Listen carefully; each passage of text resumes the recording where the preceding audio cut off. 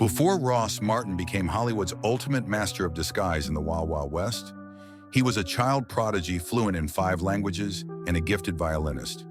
Yet despite his remarkable talents, his tragic death on July 3, 1981, remains one of Hollywood's most overlooked losses.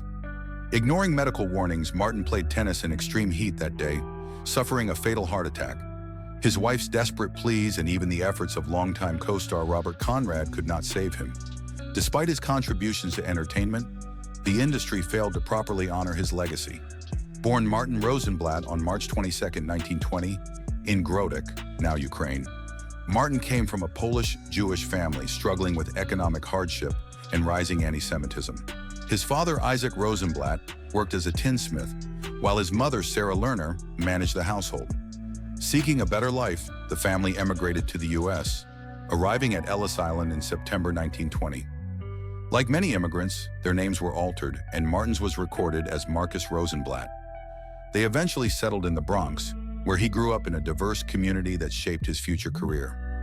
An exceptional linguist, Martin spoke Polish, Yiddish, and Russian before mastering English, later adding French, Spanish, and Italian. He graduated magna cum laude from City College of New York and earned a law degree from George Washington University. However, his true passion was performance. In the 1940s, he formed the comedy duo Ross and West with Bernie West, gaining recognition in vaudeville and nightclubs. By the 1950s, Martin had made his mark on Broadway in Hazel Flagg and became a sought-after voice actor on radio programs like The Cavalcade of America and Dimension X. His Hollywood breakthrough came in Conquest of Space, 1955, and The Colossus of New York, 1958. He gained further recognition in 1959 as Endamo in Mr. Lucky, showcasing his ability to balance humor and drama. Martin's range was fully realized in the 1960s. His chilling turn as Garland Red Lynch in Experiment in Terror, 1962, earned him comparisons to Anthony Perkins in Psycho, while his comedic flair shone as Baron Rolf von Stupa in The Great Race, 1965. That same year, he landed his most iconic role as Artemus Gordon in The Wild Wild West, where he personally designed over 90% of his disguises.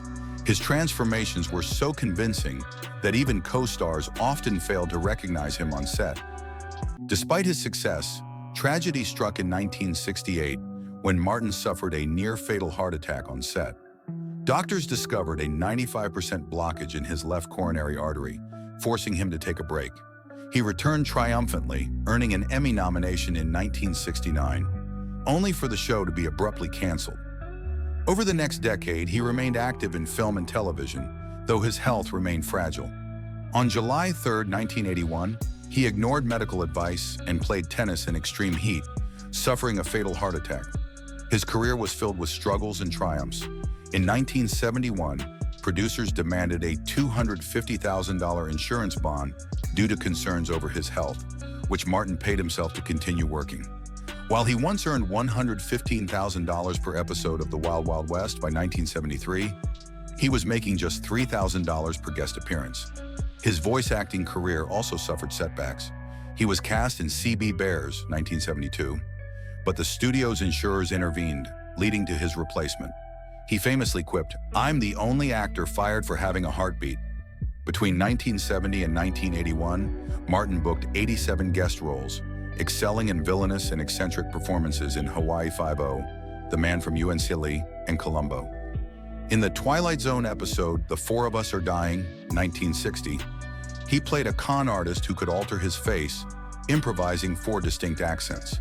His turn as smug art critic Dale Kingston in Columbo, Suitable for Framing, 1971, was so convincing that Peter Falk, as Columbo, momentarily broke character to mutter, "I hate this guy." Martin's personal life was equally complex. He married Muriel Weiss in 1941 while studying law, and they had a daughter, Phyllis, in 1943. Though their marriage deteriorated in the late 1950s, they never divorced. When Muriel was diagnosed with breast cancer in 1962, Martin secretly paid for her treatment. She passed away in 1965 during the Wild Wild West first season. CBS executives denied him time off for her funeral, But Martin defied them, flying to New York overnight to say his final goodbye before returning to set the next morning. The guilt never left him, prompting a $250,000 donation to cancer research in her honor. In 1967, Martin married Olivia Lucille Parsons, a former model and documentary filmmaker. He adopted her 2 children, Rebecca and George. Their marriage faced challenges, particularly after his 1968 heart attack. Olivia became his caregiver, negotiating with CBS to reduce his workload, even accepting a 30% pay cut to keep him employed. The stress led to a miscarriage in 1969, a loss Martin never spoke about publicly. Despite hardships, they remained devoted, and Olivia encouraged him to explore directing, leading him to helm 2 episodes of Love, American Style between 1971 and 1973. Despite his immense talent, Hollywood often overlooked Martin. When first offered the role of Artemus Gordon in 1963, he turned it down 4 times, fearing typecasting. CBS was so determined to cast him that they offered $5,000 per episode, double Robert Conrad's salary, and creative control over his disguises. Even at his peak, he faced roadblocks. After Experiment in Terror, 1962, Columbia Pictures omitted his name from trailers and posters, fearing audiences wouldn't accept him as a villain. This backfired, costing him major roles, including one in The Manchurian Candidate. On July 3, 1981, Ross Martin collapsed while playing tennis at San Vicente Tennis Ranch in California. Despite his history of heart issues, he pushed himself too far. He suffered a fatal blockage of his left anterior descending artery, the Widowmaker. Paramedics arrived quickly, but he couldn't be revived. His wife, standing nearby, pleaded, "Don't let him die." His death certificate listed him as retired, though he had recently worked on the Love Boat. Hollywood largely ignored his passing. CBS sent no representatives to his funeral. However, over 300 mourners, including Robert Conrad and Blake Edwards, attended. Fans continue to honor him, leaving tiny violins on his grave at Mount Sinai Memorial Park as a tribute to his most famous role. As film historian Leonard Maltin put it, Ross Martin didn't just die. Hollywood lost a piece of its soul that day.